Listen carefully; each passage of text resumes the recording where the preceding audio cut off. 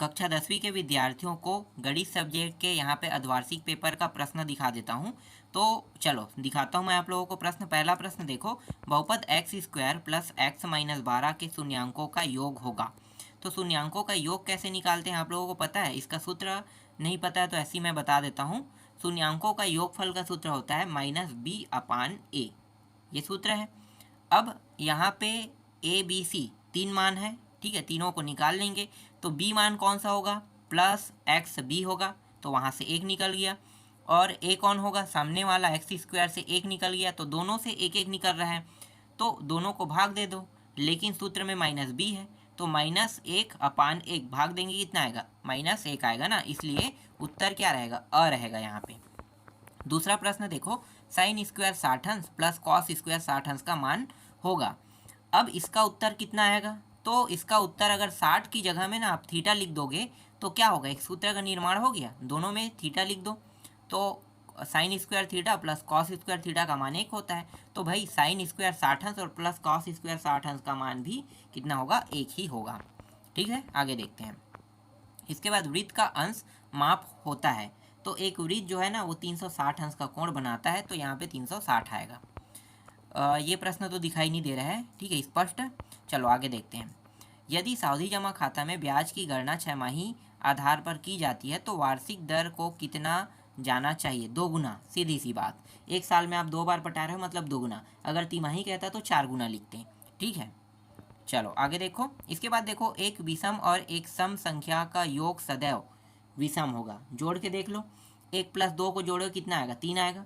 अगर 4 + 5 को जोड़ोगे तो 9 आएगा। मतलब एक सम रहेगा एक विषम, तो विषम ही आएगा। तो यहाँ पे उत्तर क्या लेना है? विषम लेना है। यदि A/B/C हो तो मध्यानुपाती खाली स्थान होगा। तो इसे कैसे निकालते हो? इसे निकालने का तरीका है, यहाँ पे 3 मान दिया है, मतलब एक यहाँ पे इनमें से कोई एक मान ना 2 बार यूज होगा, तो बीच वाला मान मध्यानुपाती बना रहे हैं मतलब 2 बार यूज करेंगे। तो A/B बराबर B/C, तो B का वर्ग AC, तो अंडर रूट में आ जाएगा, अंडर रूट के अंदर में AC इसका उत्तर रहेगा। ठीक है, यही मध्यानुपाती का उत्तर है। ठीक है, आगे देखते हैं। समरूप बहुभुज के संगत कोण खाली स्थान होते हैं। समरूप बहुभुज के संगत कोण बराबर होते हैं, ठीक है। नहीं, क्या कह रहे हैं? समरूप बहुभुज के, हाँ समरूप भी है और बहुभुज है कि संगत कोण खाली स्थान होते हैं, तो संगत कोण हाँ बराबर होते हैं, यहाँ पे बराबर आएगा। शिक्षा उपकर खाली स्थान की राशि पर लगाया जाता है, तो हमेशा शिक्षा उपकर हमेशा देय राशि पर लगाया जाता है, ठीक है। शिक्षा उपकर हमेशा देय राशि पर लगाया जाता है, ठीक है। कहाँ है? आगे देखो, मूल बिंदु के निर्देशांक खाली स्थान होते हैं। तो मूल बिंदु के निर्देशांक क्या होते हैं? मूल बिंदु के निर्देशांक 0 0 होते हैं, ठीक है। आगे देखते हैं। सत्य सत्य में ऐसे अगर प्रश्न आ जाते हैं जैसे मैं अभी आपको बता रहा हूँ, ठीक है, वार्षिक पेपर में या वार्षिक में भी आ जाते हैं, तो सोचो कितनी आसानी से आप इसे सॉल्व कर सकते हो। बहुत आसान है ना।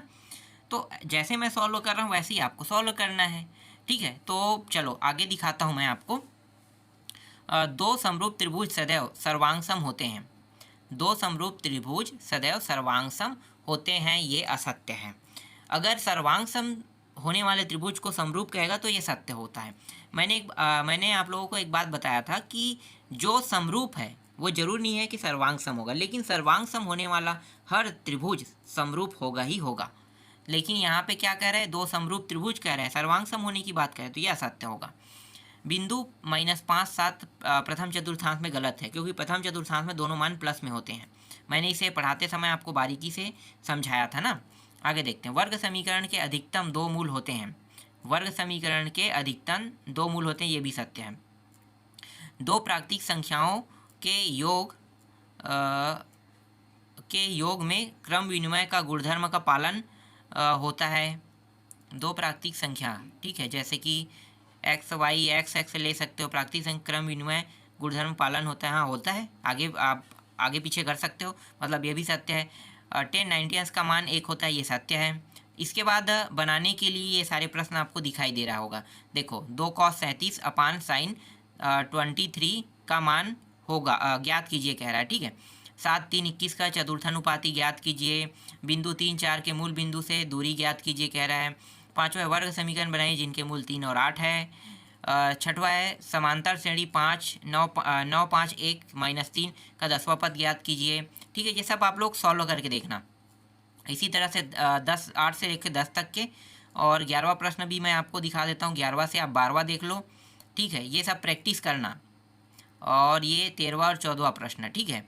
और ये रहा, इसमें अथवा भी प्रश्न है। और 15वां प्रश्न देखो, दोनों प्रश्न यहाँ पे देख सकते हो, और दोनों को हल करना है, ऐसा नहीं कि अथवा में एक ही बनाना है। ठीक है, सबको बना के देखना है। और ये 16वां प्रश्न, इसको भी प्रैक्टिस करना है आपको, और 17वां को भी करना है। फिर अंतिम में ये 18वां प्रश्न है, और ऊपर में अथवा भी दिया है, नीचे में भी अथवा दिया है। तो इन सारे प्रश्नों की आपको क्या करना है, प्रैक्टिस करना है। ठीक है, तो ऐसे प्रश्न आपको देखने को मिलेगा आपके एग्जाम में। और ये देखो कितना आसान आसान प्रश्न है। ठीक है, और कितने अध्याय तक आएगा, तो 10 अध्याय तक।